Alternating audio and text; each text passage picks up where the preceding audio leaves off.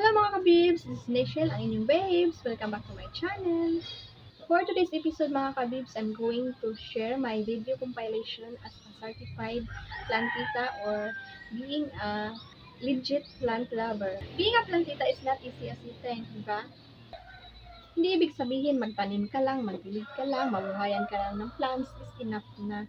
No, hindi ganun. Marami ka pang things to consider about sa pag-alaga sa mga plants.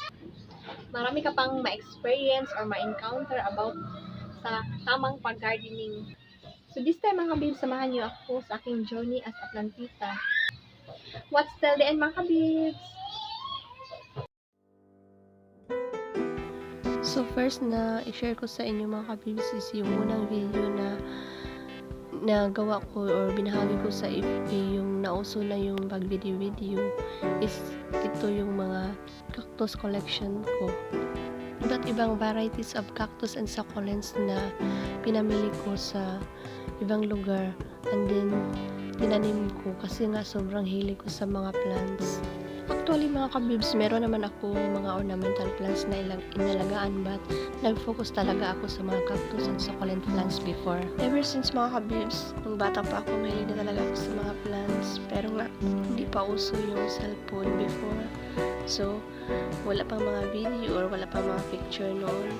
So, nung time na nauso na yung vlog mga kabibs, so ito na yung unang kinahiligan ko talaga or yung love na love ko is yung mga cactus and succulents. Kaya nga binansagan nila ako na cactus girl sa dami ng mga cactus collections ko na pinamili at sa hilig ko sa mga cactus, binansagan nila akong cactus girl.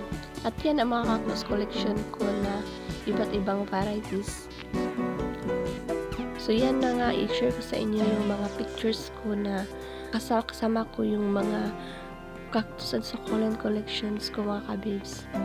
Sila yung mga stress reliever ko. Araw-araw na wala yung pagod ko pagkasama ko sila mga kabibs. Para ko silang mga best friend na andito sa aking paligid. Sa sobrang kaadikan ko na sa mga cactus and succulents mga kabibs, halos buong sulok ng bahay na invade ko na lagyan ko ng mga cactus and succulent collection ko.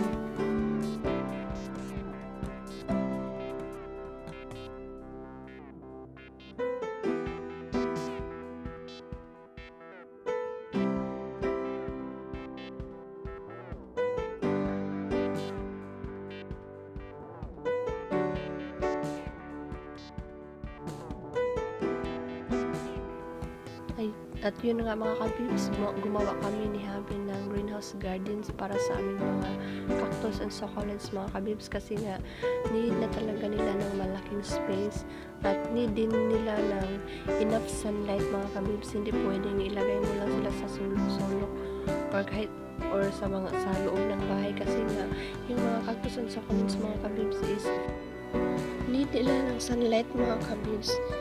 Ang cactus and succulents mga kabibs is hiyang sila sa sunlight kahit filtered lang basta nakalanghap sila ng sunlight mga kabibs.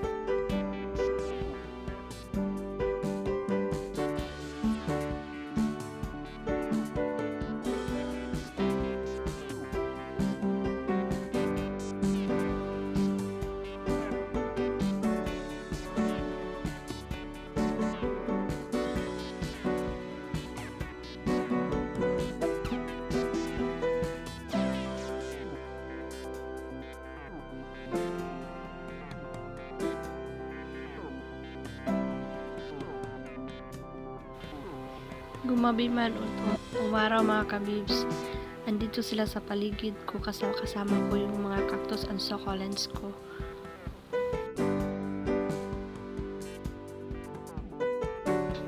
And that is one of my best collection mga kabibs. Astrophyton asteria on bloom. Nag-flower siya mga kabibs.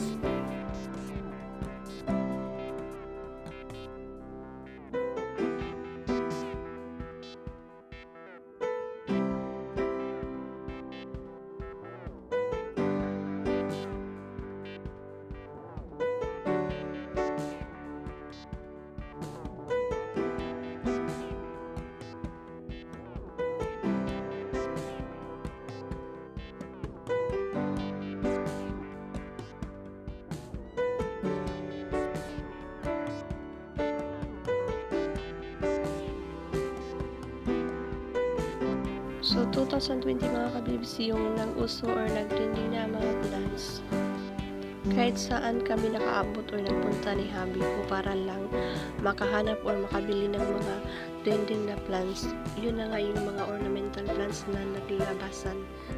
Meron naman kami mga plants mga kabibs, pero gusto ko nga makabili ako ng mga plants na wala ako.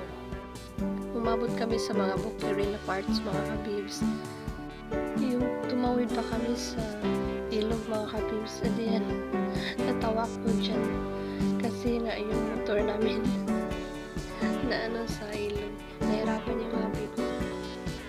Pero worth it naman yung pagpunta namin sa mga bouquet na area kasi nga meron kaming mga nabiling mga rare plants at sobrang saya ko nga nakaabot kami sa aming destination. At yun na nga mga kabibs, una kong nabili ang pinaka-trending na plants na hinahanap-hanap noon ng mga collectors nung nag-trending na talaga ang plants is yung Alocasia zebrina or locally known as giraffe. Yan ang nabili namin sa halagang 1.5 each mga kabibs.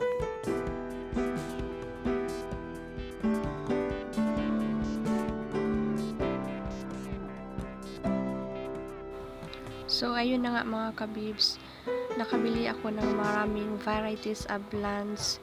Yung iba is yung mga trending na mamahaling plants. Hanggat sa dumami ng dumami yung mga nabili kong plants at nasa loob na ng bahay namin nilagay ko kasi nga wala na kaming space.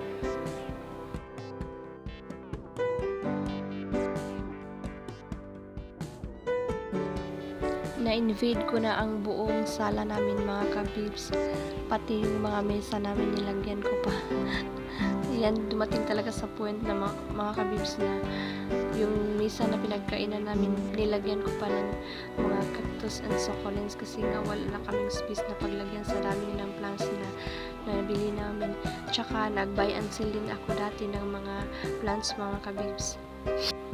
At sa kaedikan ko sa mga plants mga kabibs, dumarayo pa ako sa ibang mga garden para lang bumili ng mga plants na ibang varieties na wala ako. Yung mga trending talaga na mga hinahanap ng mga collectors kung saan ako umabot. Kasama ko yung kaibigan ko na bumili ng plants sa mga garden. Yung picture na yan is yung nag-plant festival sa Toledo City. Yun, kasama ko yung kaibigan ko bumili ng mga plants. So yan na nga mga kabibs, ang dami ko nang nabiling mga plants. Yan ang mga napamili kong mga plants, ornamental plants or mga pa-cactus ka man. Basta gusto ko sila, bibiliin ko talaga sila mga kabibs. Yan ako nag-start. So, sa dami ng plants namin, naisipan na ng hubby ko na gumawa kami ng garden. Mayroon kaming space na 100 square meters. So, yun ang ginawang temporary garden ng hubby ko. So, yung picture is yung una naming garden. Yan pa ang view ng unang garden namin.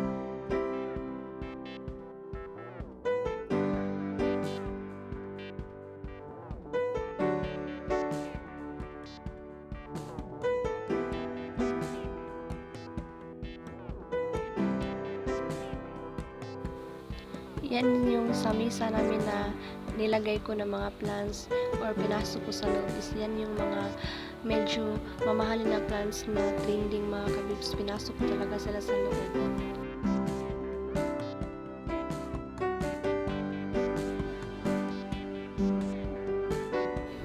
So ito na mga kabibs, medyo may changes na sa aking garden, nag-level up na. Tingnan niyo ang aking garden. Iba na naman ang view. 'Di ba? Nag-level up na. Iba sa dati, no, mga kabibs. That was year 2021, mga kabibs. Nag-gradually level up yung aming garden, mga kabibs, dahil nga sa tulong ni hubby ko. Yan pa dati ang mga philodendron collection na nabili ko. Yung tricolor, black cardinal, yung lemon lime is maliit pa sila, mga kabibs. And just flexing again my top 5 best collection, mga kabibs. May Astrophyton asteria on bloom. Yan ang favorite ko. Isa sa favorite ko, mga kabibs. guys yung collection ko. Mag 2 years na to guys. My Astrophyton Asteria. One of my collection. Nag-bloom siya ngayon guys. Flower na yung Astrophyton Asteria. Look at the flowers. Diba ganda niya?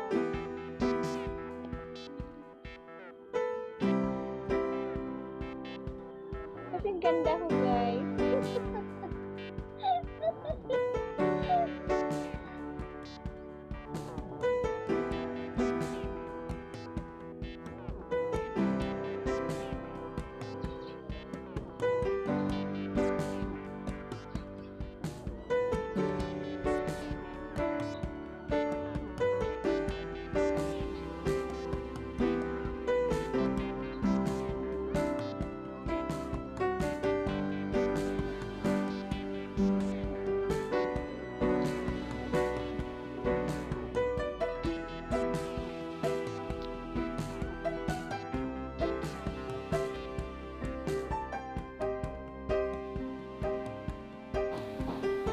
Now mga kabibs, ito na yung garden ko.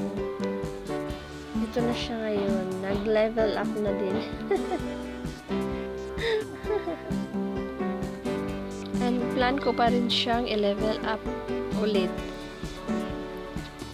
Ibahin ko yung set ng aking garden mga kabibs. Abangan nyo lang soon sa mga videos ko.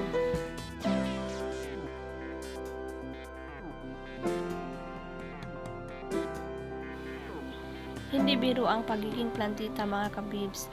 Kailangan mo ng enough time para alagaan mga plants mo. Need ito ng patience para pagandahin ang halaman mo as well as ang garden mo. At kung talagang plant lovers ka, need mo exact effort para mabuhay mga plants mo.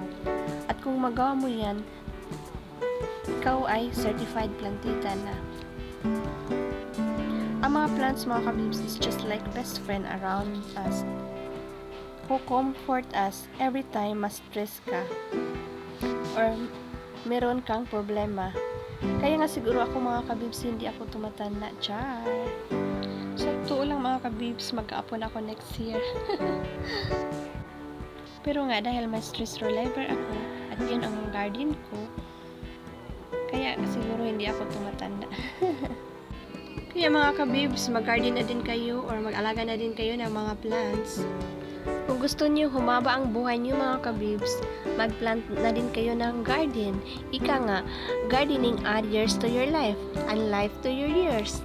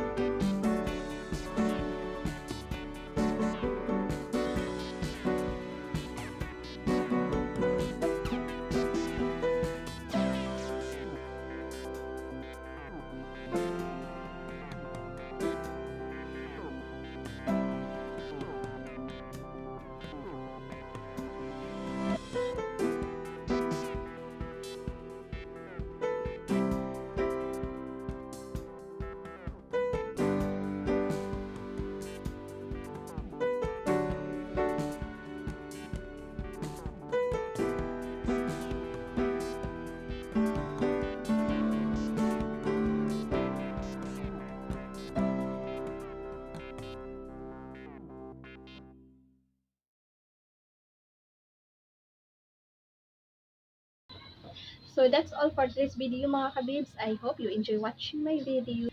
At kung hindi ka pa nakasubscribe sa akin, huwag mong kalimutan i-click ang subscribe button and please pakihit sa notification bell para lagi kang ma-update every time may bago akong video na i-upload.